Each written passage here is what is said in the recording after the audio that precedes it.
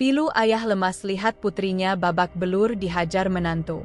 Pilu seorang ayah di Sulawesi Utara melihat putrinya babak belur dihajar menantunya viral di media sosial. Kepiluan seorang ayah yang melihat putri kesayangannya babak belur dihajar menantu tengah jadi sorotan.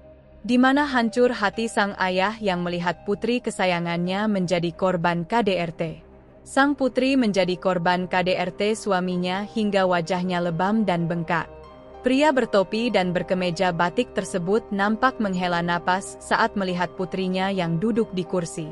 Dengan langkah lemas, pria tersebut berjalan mendekati sang anak yang babak belur dan langsung menciumnya. Korban tak kuasa menahan tangisnya. Ia pun menangis di depan cinta pertamanya tersebut. Tak diketahui apa yang diucapkan keduanya sampai akhirnya pria itu pun menangis. Terlihat pria tersebut menggeleng-gelengkan kepalanya bak mengatakan semuanya akan baik-baik saja kepada sang putri.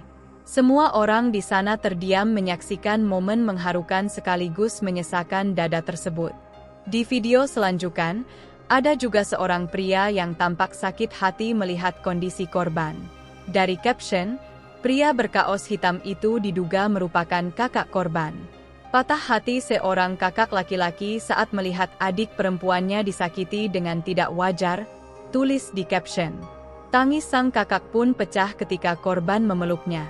Di slide selanjutnya terlihat seorang pria berkaos hitam di borgol polisi. Pria tersebut diduga merupakan suami korban alias pelaku KDRT.